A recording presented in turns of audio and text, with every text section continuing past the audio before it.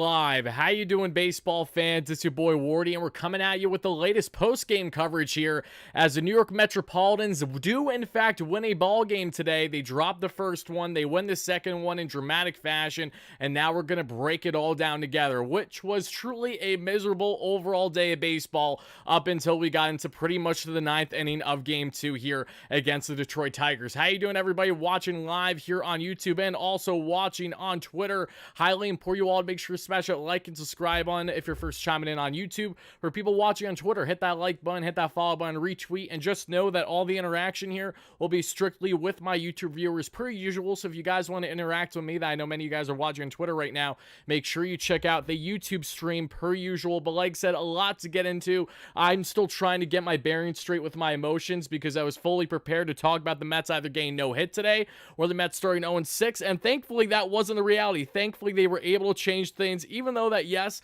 both of today's games were anything but pretty, and I have a lot of criticisms to get into with how the Mets have performed to this point. They needed a momentum swing, and they finally got it. So that's very exciting that we're about to break down key takeaways from the Mets' first Game 1 loss, 6-3 in Game 1 of the doubleheader, and then ultimately walking it off here in Game 2 by a final score of 2-1. As you see, I'm going to have the stats, kind of alternating back and forth as I'll show you guys the pitching stats, the highlights as you already see running that I had to update a couple times, and everything in between. But more than anything, all my Mets fans first chiming in, spam the W's, folks. We finally have a victory to break down. I want to see the hype in the chat. I don't care if it was one of the worst wins imaginable. A win's a win at the end of the day. I would love to see your initial reactions watching live and in the comments down below. Greatly appreciate it. And again, thank you all so much in advance, as again, we're about to break down everything that transpired in what was a whirlwind of a doubleheader game between, yes, the Mets and the Tigers. Let's see here. Hogwatch, you're scoring headlines. Hog, go to bed. Appreciate you in here. Shout out to Born, the best Padres YouTuber you'll ever meet. How you doing, Mama Worm? Love you too. Matthew, how you doing? Dave, John, let's see, Christian, D. Lopez, Brendan, let's see, Jarrett, Frankie, Brandon, Sean, Hunt, going down the list, Charles, Alien, Matthew, Brendan, everybody first chiming in. Happy to have you all in here. Like I said, we have a lot to break down. Game 1 was absolutely ridiculous. The Mets got great starting pitching again. They had nothing to show for it. It was literally deja vu with Michael Tonkin and extras, just like Tuesday. Then Game 2, we get Jose Buto, the butt himself, going 6 innings of 1 earned run ball, looking like a stud, looking like he should be in this rotation, even though he won't until at minimum April 12th. Barring injuries because of the transaction rules. He was just the Mets' extra man today in the doubleheader, and the Mets had no offense for Matt Manning whatsoever. If it wasn't for Pete Alonso's heroics there in the ninth, we are very well talking about the Mets being swept 0-6, team morale all the way down in the drain. Brandon Nimmo, Francisco Lindor, lifeless at bats, so was Pete Alonso, and we will get into that all, but Pete was able to make ground today that we saw with that game-tying home run on the ninth, and then Tyrone Taylor, who I told you guys going back into the offseason, into spring training, this is going to become a fan favorite and fast. The guy eats fastballs for breakfast. He steals bags, has the Mets' first stolen base of the year today that we saw earlier, I believe, in Game 1. And he's just an all-around solid player that can play all outfield positions at a quality rate for you. There's plenty to like about Tyrone Taylor, and he was able to get the Mets' first big hit of the season, a walk-off fashion. And this is exciting baseball, okay? If you're going to give me, pardon my French, a shit show performance throughout the first game and basically 2 games, at least give me something to be happier about at the end of things. The Mets were able to right the ship. They finally have a momentum swing in their favor, and hopefully they can take advantage of that as they head into a key series beginning tomorrow in Cincinnati against a young, exciting Reds team. So as I said, we're about to break down everything that you guys and gals need to know from the matchup, but as everyone's first chiming in live on our replay, we have roughly 300 concurrent here on YouTube. Happy to have you all. Help us go to 100 likes for our first short-term goal. People watching on Twitter as well, hit that like, hit that retweet button, all that fun stuff, and thank you all so much in advance as always. But yeah, we got a lot to get into in this one, and like I said, I'm pretty pumped up, but more than anything, I just want to break down the good, the bad, and the ugly, because more than anything, there was in fact a lot, unfortunately, and I mean a lot of ugly that we saw in today's game for the Mets. I mean, in game 1 and game 2. This, in my opinion, is more about the Mets finally having a momentum swing at the end, but we cannot discount what happened prior in these ball games. And ultimately, what are the biggest issues for the Mets right now? Is it all on the manager? Is it all on the offense? Is it all on the pitching? You know, I'll tell you right now, it certainly is not all on the pitching. Pitching has been the bright spot for this Mets team throughout the first 6 games of the season. They are a top 5 club in ERA as things currently stand, and the Mets are also the only team in baseball with the type of pitching statistics that they have, while also having like the worst offensive statistics that they have. You know, if they have pitching, they don't have offense. When we have offense, we usually don't have pitching. Also, shout out to Reed Garrett for eating 3 innings for the Mets in game 2. If it wasn't for him eating those clean, where he almost looked like he had an injury before he got his final out there, if it wasn't for that, the Mets still probably lose game 2, because you'd have to imagine Detroit probably gets a couple more runs. Even with how lifeless of an offense that they've had throughout a good stretch of this series, this is a Detroit Tigers team that has still shown more flashes of brilliance than we have seen from our Metropolitans on the offensive end all series long. Yeah, Francisco Lindor doesn't suck, I'll tell you that right now, but he's sucking right now. I think it's important to differentiate the two. He's absolute pond scum at the moment, but I do anticipate that to change. I'm going to be a betting man for a back-to-back 6-WAR player, 30 home runs, 100 RBI seasons, 30-30 last year. Lindor, he deserves criticism, I agree, but not to the extent of saying, oh, we should trade him and all this nonsense. That isn't going to happen. One, and just is trying to prove your narrative for the 2021 haters out there that are still butthurt about the start of the season for him then. We have a lot to get into, though, on Lindor, Alonso, and everything in between. But before I break it all down, my key question to everybody watching the show live on Twitter, everybody watching on YouTube, and you, the viewer, if you caught these games, if you're watching on a replay, what is your biggest takeaway from today's Mets doubleheader? They are now 1-5 on the season, certainly better than being 0-6, but a lot to build off of, a big uphill battle for this team that we know early on this season, where a lot of things have went wrong. So let me know, what is your biggest takeaway again from today's outing? I love to hear it, and thank you so much, as always, to everybody for chiming in. Only 2.5 games back. I can care less about standings. Truthfully, I can probably care less about standings all the way up until probably the halfway mark of the season is when I start to really look, you ponder those types of things, right? Slow down just a bit. He talks a mile a minute. I know I do, Jeff. I apologize. More so because I've had all this cooped up anger and frustration after witnessing these past 2 Metropolitan games today, planning to cover it for you all, and really planning to come out more guns a-blazing than what I am at the moment, because they helped, you know, end things on a positive note and not a sour note the way that we all anticipated things to be to this point. So, first and foremost, everybody, I want to ask too, should we start with game 2 or game 1? I feel like naturally we should start with the game 2 breakdown, because that's the high that we're coming off of, and there wasn't a lot that happened in game 2, so it's a pretty quick breakdown, versus game 1 is where there's a lot that transpired. Unfortunately, a lot that wasn't in the Mets' favor, but still stuff that we got to break down. So between games 1 and 2, you guys and gals, let me know which game you would like to start the breakdown with. We'll do that, and then we will go from there. And again, appreciate everybody for chiming in live on our replay. Happy to have you all in here as we're about to break this one down together. Just give me 1 second, make sure that I have everything properly set up, and I do. Let's see here in the chat. Game 2, as I expected. Yeah, let's just start with this. Yeah, speak English, 40. We ain't scientists. I'm sorry, Giovanni. My apologies. But yeah, we'll start with game 2, okay? We will definitely get in there. All run on sense. It's okay, Jeff. We're going to get through this together. I promise. I promise. Okay, game 3, says Hellgood. You killing me. Okay, so everybody, let's start by breaking down what transpired and what truly was, in a lot of ways, a frustrating day of baseball for our New York Metropolitans, but thankfully favored them in the end when they needed to. Also, shout out, as always, to our amazing sponsor at BetUS, who has you covered with all your sports betting needs.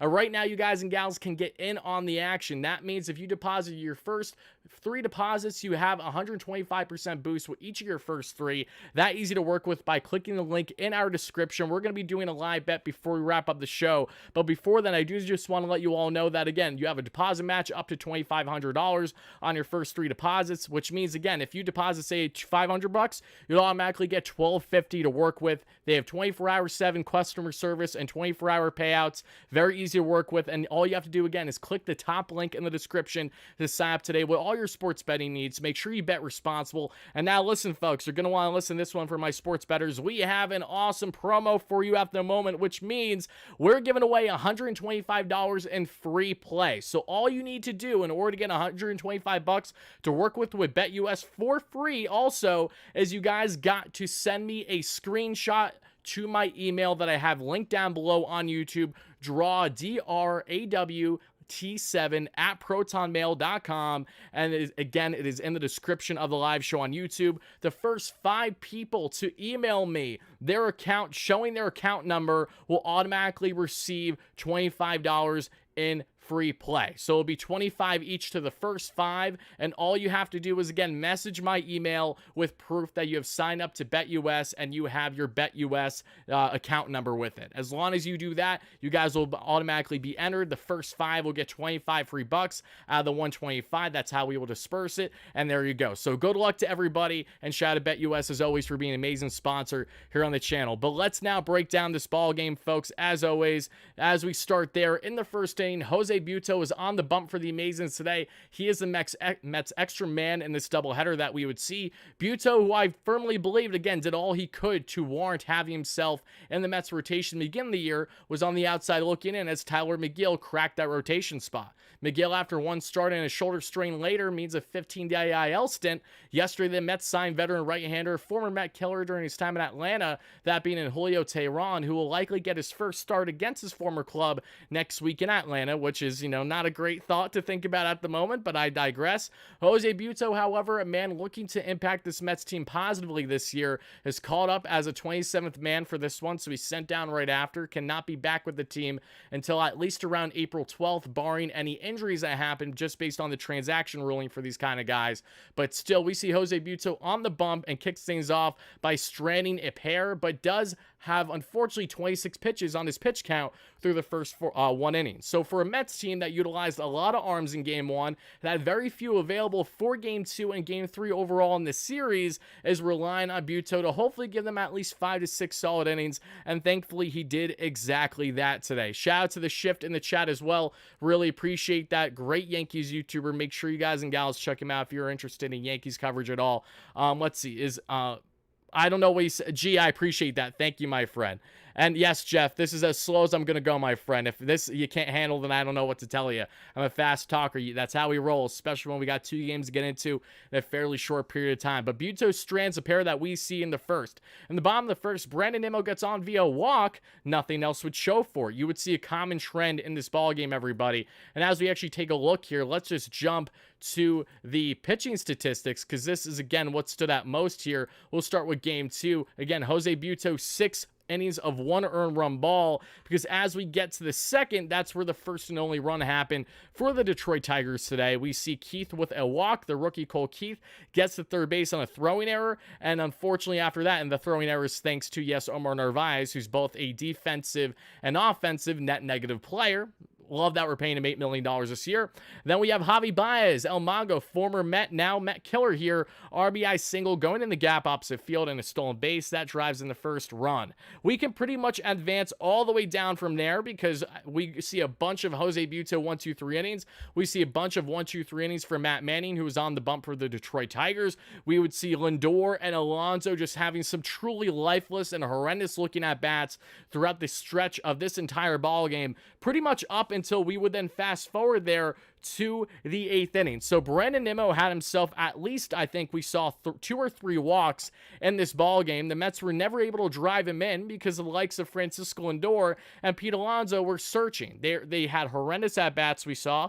But again, the narrative, the vibe would finally start to change as we would get to the 8th inning, because as we got to the 8th inning, everybody, that's where we would see Harrison Bader with the Mets' first hit of the day being a bloop single to left. And thankfully, even though the Mets would not score there, they were able to break up the no-no bid that, of course, was passed down to the Tigers relievers at that point. And the Mets knew that, again, you're just 1 run away from being in this ball game, but the bar's been so low for this team throughout the first 6 games that even scoring 1 run felt like a mighty task for this team, unfortunately. But as we get to the 9th inning, Pete Alonso does what he does best. He takes a sinker down. Sayonara, you're out of here. Big me Pete bomb. You love to see it. Mr. 500 RBIs, is the first New York Metropolitan to reach that feat as soon as Pete Alonso has. Pete Alonso, it feels like yesterday I was attending Citi Field and witnessing for my very eyes in person Pete Alonso's first home run at Citi Field. Now he's hitting his 500th RBI there already in just what feels like a couple years. It's insane to see how much Pete has done in a short period of time, and we love the man so much. We all know that. Again, he had some tough at-bats today, but he stepped up. He clutched up when the Mets needed him to most, and that is what I will greatly appreciate. That's why you get paid the big bucks, Pete. That's why you're looking for a bag. If you can step up more in moments when we need you to like this, then we're going to have a more entertaining season than what a lot of fans believe to this point. Rightfully so, given how putrid things have been ongoing. But after we'd see the Pete Alonso home run, then Brandon Nimmo gets on via walk, not Brandon Nimmo, Brett Beatty, who had some controversy in game one. Not that it was really his fault. I want to say it's more on the manager for having a man bunt that's barely bunt at the professional level, and Beatty, we'll get to that discussion after this one. But Brett, who's looked great offensively and defensively pretty much every day now. I'm loving how his glove has looked in the hot corner, his ability to recover and drive either to first or throw to home. Loving what I'm seeing offensively, spraying the ball for opposite field, but still being able to pull the ball left and drive with power, strong exit velocity. Brett is looking more of a professional by the day, and that's great. But he gets on base here. He would ultimately be the game-winning run, as afterwards, Starling Marte would put down a beautifully placed opposite field sacrifice bunt. That gets him to second base. And then Tyro Taylor, again, the new Metropolitan here from the Milwaukee Brewers, a salary dump deal along with Adrian Hauser, who looked very good when he was on the bump in game one today, both of them being effective, and Taylor drives in the Mets game-winning run that we would see. And the Mets take game two by a final score of 2-1. They lose the series to one game. They only win one game out of three, but they finally get the monkey off their back. They get momentum on their side, and they snap the final team who had a undefeated record at this point, that being in the Detroit Tigers. So offensively, as you see, there it is as a whole, pretty much how the game ended. At least Brandon Nimmo, again, had himself 3 walks, so at least he was doing what Brandon does best. If you're not going to hit well, utilize your ability with your great eye at the plate. He surely did that. Francisco Lindor went 0-4, and he looked absolutely brutal in his at-bats today. We will talk about that more here shortly. Pete Alonso stepping up when we need him to. Brett the Met, again, 0-3, but had the game-winning run scored. Marte with the sacrifice bunt when we need him to. Taylor Alvarez, who did not get the start here in game two. You'd have to wonder how things would be if he did start. I know he's played pretty much every day to this point, but still is a young player. Alvarez, even in DH, I would say it's warranted, but considering they gave Nimmo the off day for the second game, so he has fresh legs for tomorrow in Cincinnati, I understand it to a degree, but Alvarez needs to be in this lineup every single day. Omar Narvaez has no business catching. The guy can't defend right, he can't frame right, he can't throw to second right, he can't hit right. What can Omar Narvaez do? Collective check of $8 million is what he can do. James McCann just had a walk-off hit for the Baltimore Orioles yesterday. Just shows you how much I'm frustrated with the backstop position. That is not named Francisco Alvarez. Any backup, again, we would take Tomas Nido right now, because at least Nido is a very solid framer, and at his best, again, an above-average defender, right? When his eyes are right, at least. So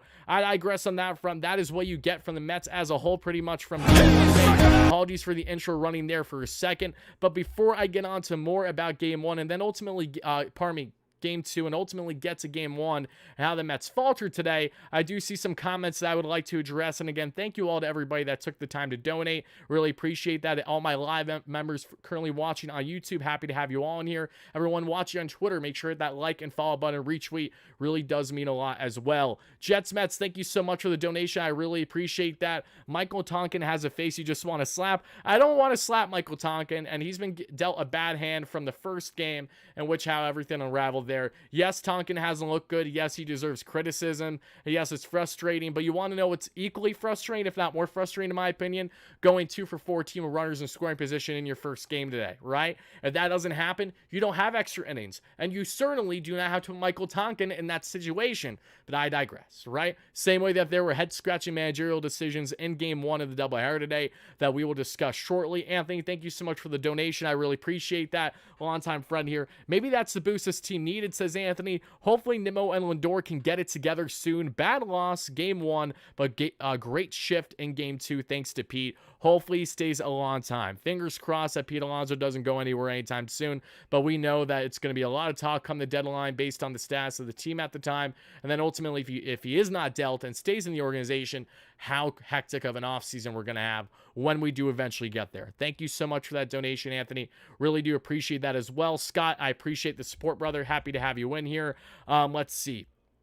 I will say this first and foremost, everybody. While I absolutely hope and pray that this is a momentum swing in the right direction for the New York Metropolitans, No one, and I mean absolutely no one, should be fooled at the same time. This is still a 1-5 ball club, a ball club that has been absolutely horrendous with their core offensively outside of Francisco Alvarez and truthfully Brett Beatty, right? Everyone else has had their fair share of struggles. DJ Stewart does not belong on a major league roster right now. Same can be had to a degree with Joey Wendell, Zach Short, again, guys that had a start in game 2 today because of the fact that it's a doubleheader, but it doesn't mean you're feeling any better about it. Omar Narvaez, Zach Short, Joey Wendell as your 7, 8, 9 is pretty much a death sentence for literally any baseball team out there as things are currently constructed. But then you have other guys too. Jeff McNeil, love you, Jeff, but you have been absolutely horrible. I mean, there's no beating around the bush. You have done nothing to lead me to believe that you're going to amount to a good amount of success for the Mets offensively this year. You're looking exactly like how you did last year.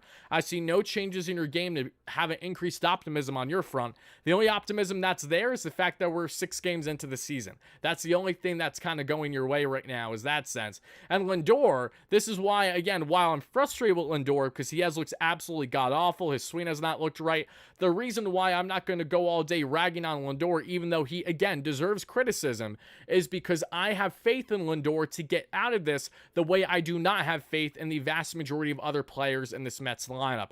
How many guys can you say in this Mets lineup you're confident in to get out of their own made slump? Not many. Francisco Lindor, however, is one of those select few players. We have seen it year after year with him. We know him when he's at his lowest and when he's at his best, and we know what Francisco Lindor can and will be for this Mets team, even if it's not right now. Yes, I agree. He has looked god-awful so far this season. He has swung through some pitches I'm truly head-scratching. Why are you even considering going after said pitches? But he is completely lost right now. We know that. He's working hard to get adjusted. Brandon Nimmo, let's continue this trend. I love Brandon just as much as the next guy, but Brandon Nimmo has also been horrendous. If he's not taking the walks, he's not getting anything. And I also know another thing that goes in hand with this, especially throughout the Milwaukee Brewers series, is a bigger reality. The Mets had a lot of line drive outs in that Milwaukee Brewers series. And I know it doesn't count for everything, and it happens to every baseball team. Every baseball team goes through bad luck.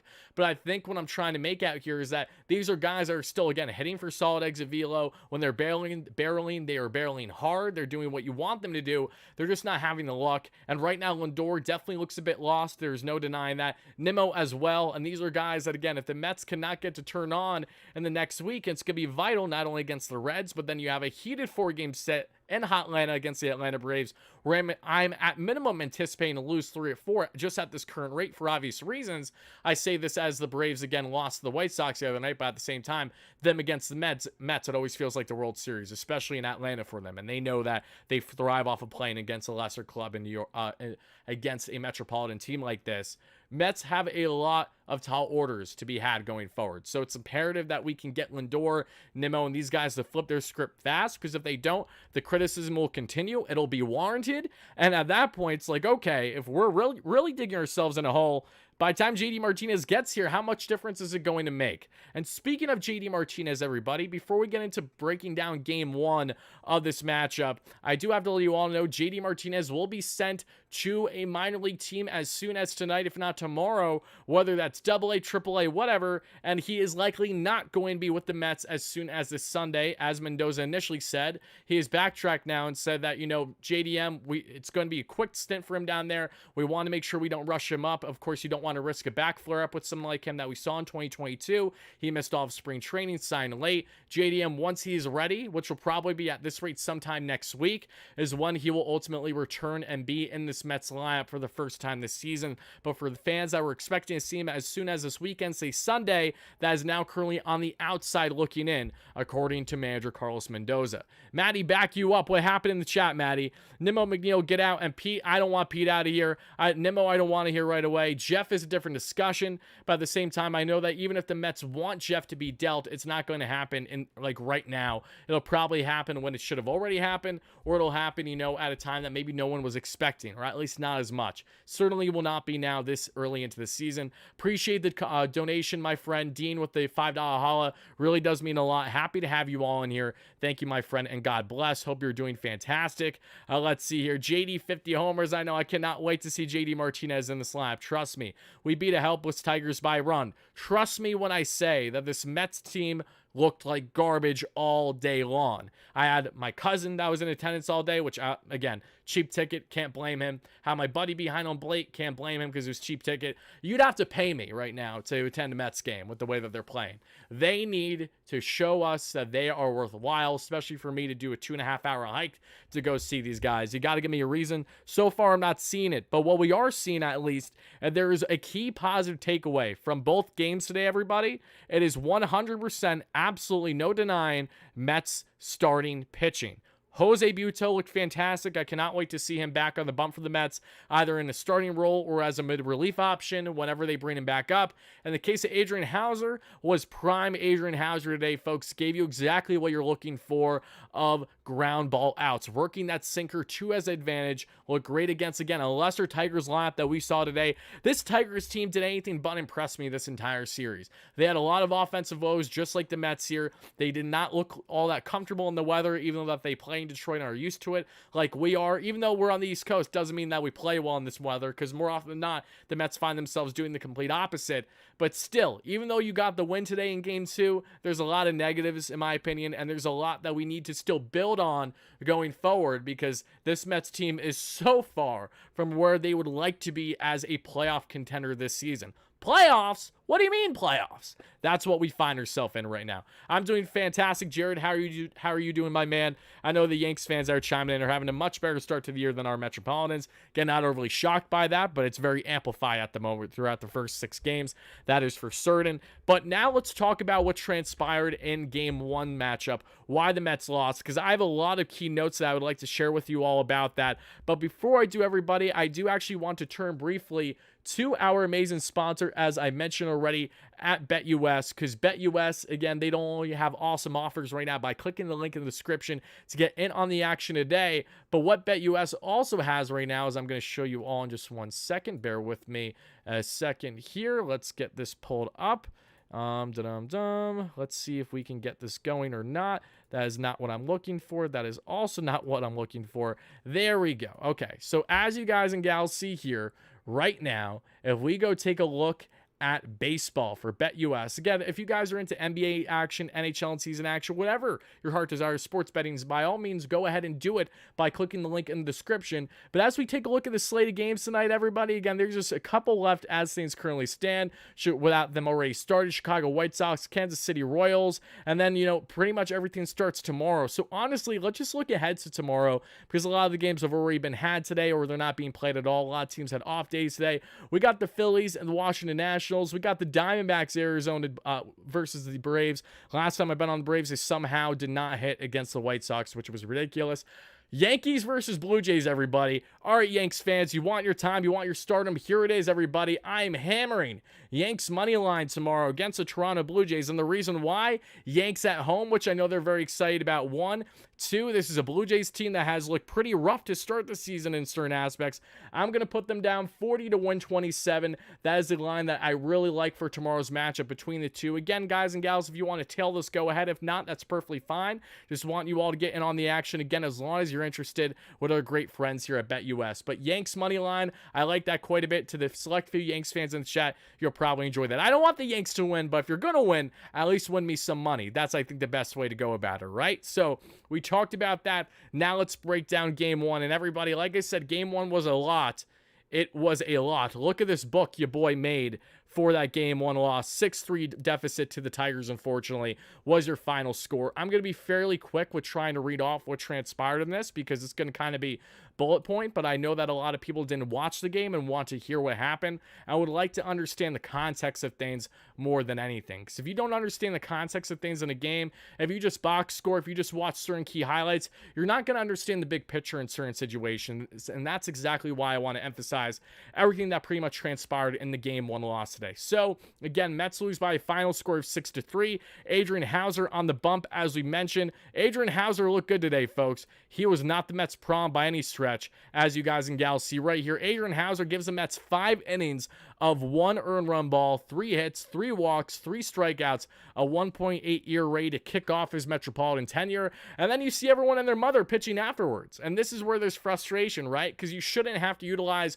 1, 2, 3, 4, 5, 6, 7, 8 pitchers in a 6-3 loss, but you have to because it gets stretched to extras thanks to your anemic offense that hitting more runners to scoring position when they had guys at least 2 on base. So it felt like pretty much every inning, including the first inning today, where the Mets did nothing with it once again. Second straight game against the Tigers from their first game where they lost, funny enough, in extras back on Tuesday. Remember, the Mets had 2 on, no out in that situation. The Mets, again, for a second straight game against the Tigers to kick off today, had 2 guys on, this time with 2 outs, could not convert there. Frustrating, again, considering the Mets would lose by a final score of 6-3. But Adrian Hauser with quick work that we would see against the Tigers kick off today's game by a final score of 1-3, a 1, 2, and 3. Not final score, just 1, 2, and 3 for your inning, rather. ICCP, how you doing, everybody? Happy to have you in here. Laser, Goomba, Priest, how you doing? Jeremy, Matty Boy, Rubber, Frank, all you guys and gals, appreciate you. We're almost at 100 likes. Continue smashing those buttons.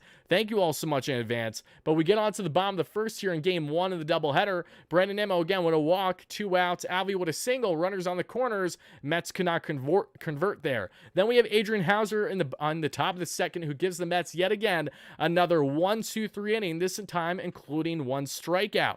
Then we get to the top of the third because the Mets do nothing offensively as a surprise, absolutely nobody. We get to the top of the third with 1 out, Urashel with an infield single, McKinstry with the single, and that's all she wrote, thankfully. We get to the bottom of the third with 2 outs. Lindor is hit by a pitch. Alonso with an opposite field single, and then Francisco Alvarez steps up when the Mets need him to with a 2-run double. The Mets take an early 2-0 lead, and yes, as I've been saying, when the Mets get early and often, you love their chances to win said ball game. Not today, folks. Not today. When the Mets got up early and often, they did not have the results you were looking for. Omar Narvaez came in late in that game as well. Francisco Alvarez, again, was the one at the backstop initially. So ignore the Narvaez stat line in there. He just came in, I think, as a defensive replacement at the end, which makes a little sense to me. But I digress. Regardless, Alvarez, again, was an absolute beast. Was one of the few bright spots there in game 1 of the doubleheader today, having himself the 2-run double. But after the 2-run double we would see from Alvarez,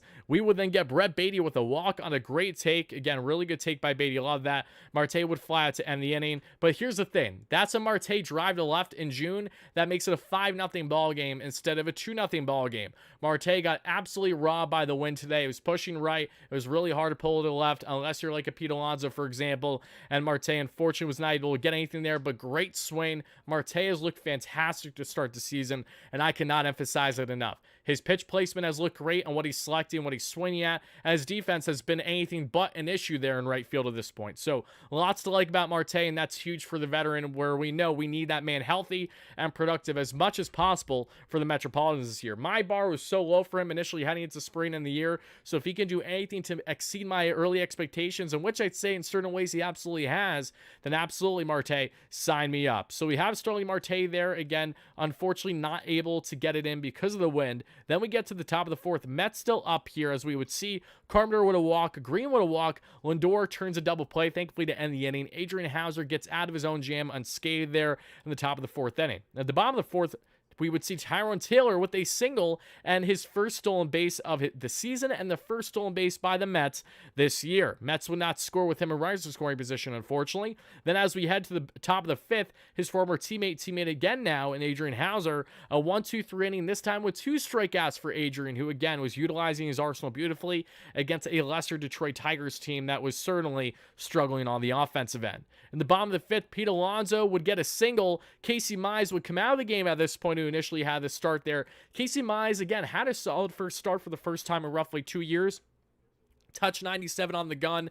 His split, he looked disgusting, especially against Tyrone Taylor in their first at-bat, but he did get in some jams. Alvarez was able to take advantage, and Mize is out of the ball game there in the 5th after Alonso gets on, and then Alonso gets to second base on a wild pitch, and then Beatty comes in with an opposite field RBI single, his lone RBI of the day on an 0-2 count with 2 outs. That is the type of hitting I love to see. Brett Beatty, folks, lefty on lefty for the second time this season, producing runs, this time opposite field, Beautiful pitch selection too. Waited for, I believe it was the heater down and away. Was able to poke that oppo. Drives in the run. Brett Beatty, I am loving everything that I'm seeing from you so far this season, young man. I hope that you continue to provide not only the offensive production, the defensive production, but ultimately the confidence level that you've been having has been so great to see, and I truly hope it continues. Him batting fifth, loving that. Keep him there until JDM is in this lineup, and then you can reevaluate everything. Good problem to have there if you're the Mets. And again, the bigger problem is not the pitching, it's Brandon Nimmo, it's Francisco Lindor, and up until the ninth inning, it was Pete Alonso. As we advance further here in game one of the Mets doubleheader today, we would then see there after that RBI single, the Mets would not score any more there. Mets have themselves a multi-run lead through 5, but in the 6th, Meadows with a walk, Spencer Torkelson with a single, who hit over 30 home runs last year. Brooks Raley comes in, thankfully, and is able to limit the damage with a 1-2-3 outing after that. Adrian Hauser's day is done at that point, as I mentioned, just allowing the 1 earned run. Brooks Raley comes in and gets the job done, as you would see there. But then we would start to have some issues, folks, and they would be frustrating ones, because as we would then get to the bottom of the 6th, McNeil with a walk, Taylor on with a fielder's choice, DJ with a hit by pitch, Lindor with a line out, unfortunately, absolutely robbed on over 101 miles per hour. Great catch there by the second baseman. The Tigers would end the inning. Mets could not score there when they had multiple guys on in that situation, and that would sting, because as we get to the 7th, Drew Smith, who initially looked like he was having a strong outing, then things take a turn for the worse after 2 outs, as he allows a single to Gio Urshela and then a walk to McKinstry. Jake Diekman comes in, and Jake Diekman shows a Jake Diekman that has a 6 walks per 9 throughout his career. Is very erratic with the fastball up, struggles to locate it early on. Mark Canha comes in then for the righty-lefty matchup. Carlos Mendoza is trying to be a smart young manager by having Drew Smith come out in that situation, bring in Diekman, lefty on lefty initially. They take out the batter. They bring in Canha because AJ Hinch, former World Series champ, managing the Houston Astros, knows a thing or two about managing, especially at the MLB level, and he's with the quick reversal. Again, that's something that Mendy's going to have to learn. That is like as clear as day, especially when you have a guy like Canha off the bench in that situation. It just makes oodles amount of sense. And then afterwards, Mark, we would see a pass ball, advances the runners initially, a wild pitch, a fastball up where it was not supposed to be by Diekman to Alvarez. That allows a run to score. And then Mark Canha with a hit by pitch. Again, eerily similar to what we saw not that long ago. Hit by pitch didn't happen yet. This is where the walk happened. Hit by pitch happens an extra, pardon me. Canha gets on with a walk. Thankfully, Spencer Torkelson will strike out on a high fastball that was in the zone, so it would have been a strike anyways, thanks to Jake Diekman. Diekman gets out of his own mess, but it was not easy there by any stretch. Then as we get to the bottom of the 7th with 2 outs, Beatty with a walk. Mets would not be able to do anything there, however. And then in the 8th inning, everybody, and this is where I think you could have some rightful criticisms of, okay, if you're watching this live on YouTube, if you're watching this live on Twitter, wherever you're watching this, I want to know, what are your key reactions to Adam Ottavino pitching the 8th inning today?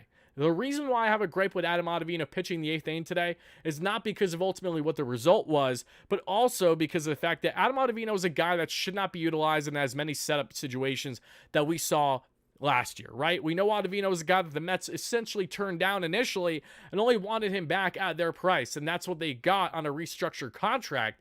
But still, Adam Ottavino, while he's a solid reliever at this point in his career, is not a guy that you necessarily want in a one-run ball game in that situation, right? In the 8th inning where things are tight. It's frustrating. I would even make the argument that I would rather Edwin Diaz in that spot, because while, yes, maybe you would have to try to go 6 out with him, which I can understand the rightful concerns, I want Edwin Diaz facing the heart of the order for the Detroit Tigers every day of the week versus Adam Ottavino that throws a hanging, sweeping slider down the dick to a lefty in Riley Green that makes it a tied ball game to right. Even Jorge Lopez. Yes, Jorge Lopez is very Jekyll and Hyde in what you're going to get from him, but the guy's stuff is electric. He's solid, and he matches up better righty on lefty at times than what we see with Ottavino. Ottavino is very much a guy that if you're going to utilize that sweeper, that's fine, but make sure you're utilizing it down and away on these righty batters, not down and in on these lefties when you're struggling with your command, because you're going to hang it right over the thing.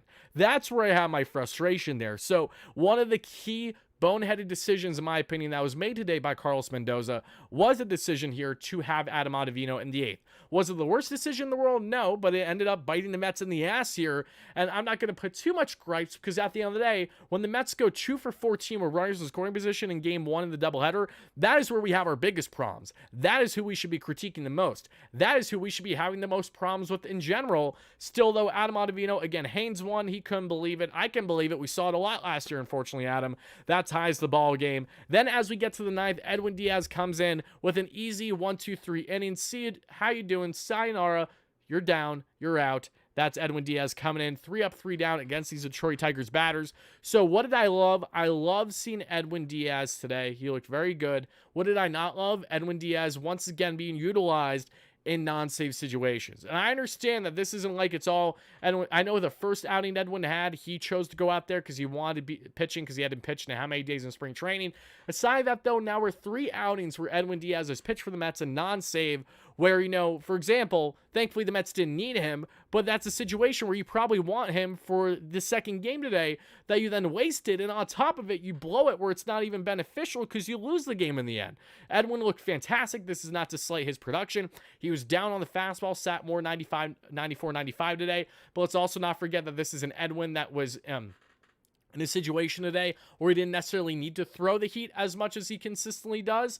I'm not concerned by it whatsoever. It's a cold, frigid day at Citi Field. It can be hard to warm up at times, and his stuff looked brilliant. There were literally no issues with it. And we saw the high heat back to 99 plus there in spring training that I witnessed in person there when he had his first spring debut. So Edwin, I'm not worried with the velo or anything like that. He didn't give us a reason to be. Was just a couple ticks down than what we are accustomed to seeing. So that is why I'm relaying it all to you there. So we talked about Edwin Diaz in that situation in the 9th, because in the bottom of the 9th, Brandon Nimmo gets on with a walk and a stolen base. Surely the Mets will score here, right? Pete Alonso with a walk. Francisco Alvarez, who I absolutely love to death, unfortunately had a bad at-bat there. Double play. Again, a little trickler. Tossed. It's done. Mets go to extras. In the 10th, we utilize Jorge Lopez, and Jorge Lopez has a 1-2-3 inning in the 10th. In the bottom of the 10th, Brett Beatty with a strikeout, and that was frustrating because this is where we had a lot of controversy today because on one hand, I understand the fan point of view that says Brett Beatty should know how to bunt. That isn't as much on the manager as it's made out to be. And the other is, okay, so you're telling me that we decide to try to bunt Brett Beatty when he only has like what, 1 recorded professional bunt in his career. He's never bunting in the minor leagues that we know. He's always a middle of the heart of the order type batter. He did bunt, I do believe, for a single once this spring, so maybe that one in hand. But to move a runner over, it was just frustrating to me for a Brett Beatty who was already on base 3 times today that we should feel the need to try to bunt him in that situation. He couldn't lay a bunt to save his life. It goes 0-2 on the count, and then he's striking out on a check swing where he didn't even swing fully. But of course, the ump is going to give the call in the Detroit Tigers' favor. That was really frustrating, right? Because one, you'd have to wonder what was Beatty's approach going to be if he wasn't told by Mendy right away to say, hey, try to put a bunt down. Would that be a single that ultimately gives the Mets a run in that situation? Do the Mets win this ball game if that happens? These are things you ponder and wonder. We're never going to know now, but it's a frustrating one again because while I agree, every baseball player should know the simple fundamentals of bunting, especially in those situations. But at the same time, how much can you fault Brett if no one's been going out of their way to kind of guide him in that sense in those situations? And on Mendoza, you know the information you have, so it's head scratching me that you're going to have him in that situation act like this is a guy that's casually bunting all the time. It doesn't make sense to me, especially for a hot bat in that situation. So I understand both sides of the coin a little bit. The officiating certainly did not help at all today. James, no, you are the GOAT, my friend. Happy to have you in here as always. Lopez impressed me today too, Daniel. Lopez is electric stuff. It's just about keeping that command right. The case with a lot of relievers in baseball, as we know. But that is probably the biggest bugaboo I had with Carlos Mendoza today, just trying to understand the rationale in that situation, because ultimately, one way or the other, it ended up hurting the Mets big time here, right? Because afterwards, McNeil would get on with a walk, and then the Mets would leave 2 stranded again. We get to the top of the 11th. Michael Tonkin trying to rebound from his first outing against the Detroit Tigers this season, where he gave up the nuke that we saw there to Carson Kelly, and unfortunately it was more the same with Michael Tonkin struggling in this spot. And while Michael Tonkin did not look good today, before we emphasize and put all the pressure and all the blame on these pitchers' shoulders, and that goes for Ottavino too, we need to put a heavier emphasis on the Mets' lack of offensive production today. And that's where some people I see in the chat are talking about Eric Chavez. Yeah, look, I don't expect the Mets to pull a 2021 Chili Davis and fire their hitting coach the first month of the season, but I assure you, if the Mets are performing even well below their initial expectations, and it's because your key players are not hitting to their ability, there's absolutely going to be a decision that's made, and they will go from there. Not right now. I don't expect anything to be desperately rushed or anything like that, but still something that we will follow and evaluate as the days go on with this team. Let's see. Please answer that. Would any of y'all take Arias over Lindor? I sure as hell wouldn't. Not in my... No, never. If that's what you're asking, Matthew Martel. Never in a million years would I ever take Luis Arias over Francisco Lindor. Appreciate the kind words, Scott, too. Thank you so much. Really does mean a lot. But now let's get back into this one and see how, again, Game 1 ended for everybody that didn't get a chance to watch. I don't blame you if you didn't get a chance to watch. Riley Green with a single. Verily with a fielder's choice because Beatty bobbles but recovers it for the out at home, which was huge. Good play by Brett to recover there. Cole Keith with an RBI double, a 2-run bloop after that, and Marcano would hit by pitch. And just like that, the Mets faltered. They go down in order there in the 11th, and they lose by a final score of 6-3. So the Mets take Game 2. They lose Game 1. They take one game out of their first 6 games this season, all at home.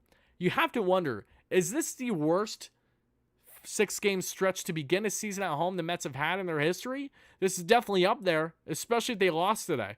If the Mets lost today, I would probably say that that's the situation that we find ourselves in. So are these guys in your chat, anyone in the chat right now that would take a Luis Arias over Francisco Lindor are the same fans that have no business at all acting like an armchair GM. By all means, do that, and you'll realize that, oh, you got yourself another Jeff McNeil high-contact hitter who struggles to slug. Great defender at times too, but is most certainly not a guy that will impact you nearly to the degree that Lindor would. But by all means, to the casuals out there that want to buy into the hate as soon as they can with Lindor, that want him off the team, this is your time to shine. By all means, yap all you want. You only got a little bit more time to do so, because once the sun starts to come out more, the weather's looking brighter, we all know Francisco Lindor is going to be that guy that he always is, and I have the utmost confidence in him. I don't have the utmost confidence in this Mets team, but he's one of the few players I will always have a confidence level in, and the numbers go to back it. For the people that say, oh, Lindor doesn't hit until it's specifically this time of year, it actually varies year by Lindor if you do his thorough breakdowns. Yes, certain things are true. In certain leverage situations last year, Lindor struggled. That's absolutely fact. I looked through the numbers. I also know that Lindor, especially in certain tight counts, runners in scoring position, absolutely thrives. So it really depends on what you're trying to nitpick to fit your narrative. But one thing is true. Francisco Lindor is going to be another, hopefully, anywhere from 5 to 6 WAR player this year, whether you like it or not. And he's going to be the best shortstop in the NL, not named Mookie Betts. That's the reality of it. So while you guys can, again, doom and gloom all you want over 6 games, and I'm going to do that more as a team as a whole, regarding Francisco Lindor, the $300+ million man, I know the lofty expectations. I know he's swinging the ball like absolute jack shit right now. He will be the first to tell you that, and the emphasis is that he will be the first to tell you that. That is why I have such a confidence in a player, because we've been there. We've done that with him already. He's proven us wrong. There's no reason to try doubting him now. Now, here's where there's a difference, in my opinion, with someone like a Francisco Lindor versus, say, a Jeff McNeil. Jeff has had the same ongoing issues for a year and a half now and hasn't done anything to rectify them that we have seen with his on-field product. That is the big difference here, okay? If you are going to have these continued struggles, we expect you to get out of it at some point. We expect things to change. We have seen change plenty with Francisco Lindor when he has went through mental hurdles. We have seen very little of that with Jeff McNeil, because Jeff is the guy that turned it on the past 2 months of the season last year when there literally was no expectations for the team. And even then, Jeff is still not the guy, is still not the type of hitter that we're hoping to see. And it shows you that, unfortunately, until things change, McNeil, Yorme, these guys, what do they have in common? They're hitters that really built their game off of beating the shift. They had such a heavy emphasis on beating the shift. That's why he hacked away so many balls, because in many instances, McNeil's behind in the count. He's just not hacking them away to get the perfect pitch. He's just hacking them away to get something that feels comfortable for him. And a lot of the times it's at the end of the barrel, which makes him go opposite field. But now that we don't have the type of shift nearly to the degree that we used to starting the 2022 season, and still then 2023 rather, McNeil, Yorme, these type of slap hitters have really struggled to adapt their game and to really try to deviate from pulling the baseball down the first baseline. Once again, we saw Jeff do exactly that today, and just the same lackadaisical at bats. Those are the things that need to change. When you look at the fundamentals behind a hitter and you understand how they have their success, is it sustainable? The unfortunate reality we're kind of finding ourselves in with Jeff, which this has been going on over a year now, is that it isn't sustainable in today's game for the type of hitter that he is. Lindor is a different discussion. His power, his gap-to-gap ability, his elite defense is what is always going to carry him, and why there shouldn't be much concerns on that front. In the case of McNeil, in the case of other guys in the Mets lineup too, DJ Stewart, of course, is a glaring obvious one. Omar Narvaez, when he is batting. Harrison Bader, if he's ever batting against a righty, which has happened way too often already this season. All these guys fall into that different type of category. Why I want to accept the fact that how bad Lindor has been for us? I just said that Lindor has been shit to start the season. What part of that are you guys and gals not understanding? Pardon me, MSPI, if you're talking to me at least in the chat. That's what I don't understand. I agree. I'm not saying Lindor has been good so far this season. I'm saying for the fans that already want him dealt and stuff, you're going to shut up sooner rather than later like you have the past couple of years. Lindor is absolutely going to be a very productive player for the Mets again this season, and I have the utmost confidence in that. And this is not a rough take. The only way it's rough is if it's going through one ear and out the other, that you can't comprehend the reality of, okay, Lindor sucks right now, but you're not expecting him to suck all season long. If you have that expectation, you clearly haven't watched Francisco Lindor throughout his entire Mets tenure at this point the way that I have, the way that many others have too. He's not even good. He's barely average. What he is below average player. Says who? Enlighten me. How is the best shortstop in the National League last year a below average player? Please. We can go all game. We can go all day. If you guys want to be like that, we can go all day. All you need to do is literally just provide the numbers for you. That's the easy part. And then I can show you, okay, literally breakdown by breakdown where he's had bad luck so far this season, which has been in that Milwaukee Brewers series a lot, and where he's looked like shit, which has been pretty much this entire Tigers series. He looked like pond scum. I'm not denying how bad he looked. What I am denying is the notion that we should expect more of this from Lindor throughout the entirety of the season, because those are the ones that aren't paying attention. That is what I'm trying to explain here to everybody. Wardy, it's time to part with McNeil. Can't hit no pack. McNeil is one that I won't be shocked if is dealt before the season's end. Not saying he should or would be right now, but I'm saying that one will not surprise me at all. I've been saying this all offseason. This team is terrible, and so far maybe they'll turn it around. They are terrible to start the year. No, you're 100% right. Let's see here. Only we can turn on players very early in the season. Not only that, but another thing is just the lack of rationality. All you need to do is just take a step back and know the type of player Lindor is, to come to the realization of why you're freaking out the way that you are. It's because you have been spoiled in essence with Lindor's production the past couple of years. So when he isn't performing to the level we expect him to, yes, there's heavier criticisms, and I understand that that's going to happen, but they're warranted because you know you have such high expectations for him on the day-to-day. I'm not saying that's wrong for any fan to feel that way. What I'm saying is for the fans out there that think he's the worst thing imaginable, that he's never going to be better, that the Mets are clearly better off without him, I have a bridge to sell you, my friend, because those are the ones that are not understanding the bigger picture here. Let's see. Come on, Wardy. You saw Lindor was batting .212 on July last year. Even if Lindor was batting .212 on July last year, batting average isn't everything to define a player. If that's the case, then we have to really reevaluate everybody. That's the equivalent of saying that Pete Alonso is absolute garbage because he had actually, for those that don't know, Pete Alonso had the highest drop-off of a batting average aside from one other player in Major League Baseball last season in all of MLB. Literally the highest drop-off in batting average from one full season to the next was Pete Alonso last year, aside from one other player. So if we're going to do that narrative, let's keep it a buck. Let's do it both ways then, right? Doesn't just go with Lindor, goes with Alonso too. That's what I mean. It's easy to nitpick, but you have to understand the bigger picture here. In the case of him and his batting average, that only meant so much for a guy that literally did nothing but hit home runs and doubles last year. Lindor was a gap-to-gap machine. He was actually surprising. It was a lot of us were like, okay, the guy is going gap-to-gap more often. He's hitting for low contact, where I would like to see him hit for higher contact inside. I'm not at times. I'm not denying that. But at least he was making up for it because he was going gap-to-gap and hitting home runs when he was getting on base. That was Lindor all of last season. And again, if you guys don't understand that, you weren't watching last year. Name a time Lindor got a clutch hit since being a Met. A clutch hit? There's plenty. Of course, the big moments we saw was the Subway Series against Giancarlo Stanton with the 3 bombs, but we have seen Lindor step up. We've even seen Lindor have clutch hits against the Atlanta Braves going back in the 2022 season. But no, we don't have to talk about that. That's perfectly fine.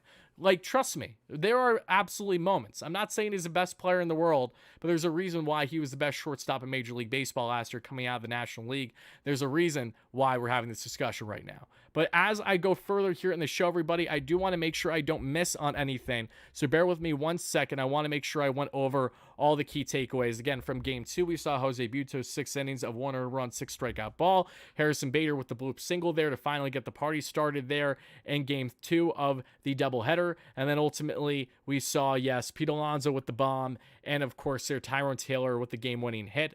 And then Hauser 5 shutty, Beatty RBI and strong defense, Alvarez double and 2 RBIs in Game 1. Mets were a putrid 2 for 14 with runners in scoring position.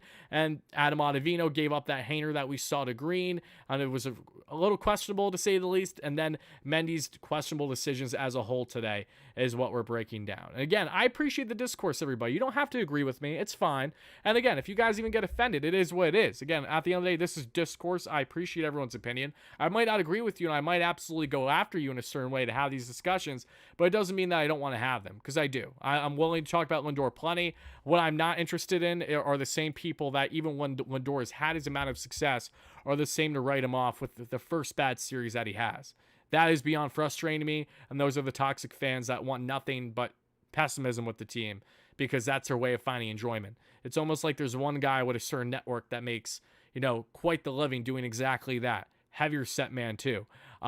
Move Lindor down the line, move Alvarez up. See, like that, those are things where I'm not even going to gripe about. Like if Mendy's like, all right, maybe we should consider moving Lindor to try to mix things up. Okay. Like I'm not going to give a problem with that. I have confidence in Lindor's ability to do what he's supposed to do. Let's see. Why you fire Buck? Because you brought in a new president of baseball operations. You want things ran a different way than how they were currently ran. That's why. That's regardless, and if you like it or dislike it, that's the reason why. Let's see here, everybody. Bear with me 1 second. We are going to wrap things up, everybody, in just the next 4 or 5 minutes, probably just under the hour mark. So whatever final questions, comments, and concerns you got for me, please make sure to let me know in the show right here. Thank you all so much in advance, and happy to have you all in here as we're breaking down together the Metropolitans' first win this season and another series loss as they are now 1-5 throughout the first 6 games of the season. And oh yeah, we got 157 more to go. So bear that in mind, everybody. We got 157 more games, including doubleheaders, probably 150 more nights where I'm going to sit here and talk with you guys and gals about how good or how bad this Mets team is.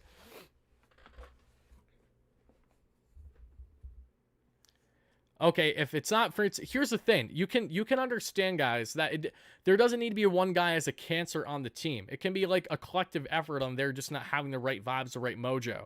Like, those things are real. There is a clubhouse feel. That's a real thing. I will say this. I mean, there is one guy.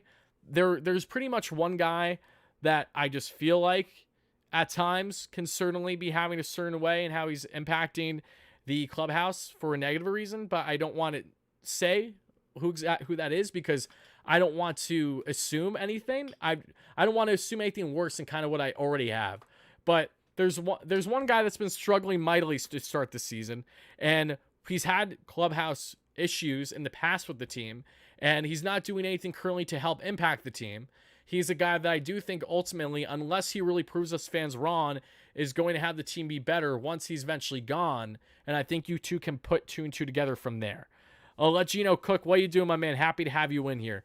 I hope you're doing well, my friend. Players were not happy with that. What were they not happy with, Mike? Let me know in the live chat. Let me hear it. Everybody watching on Twitter, again, happy to have you all in here. Continue to smash that like, that retweet button, and that follow button here. Really does mean a lot. Again, if you want to interact with me and the 300 plus viewers we have on YouTube, or guys and gals, I'm thinking starting next week, if we're not like 0-13 or something. I think starting next week we're going to be doing live callers.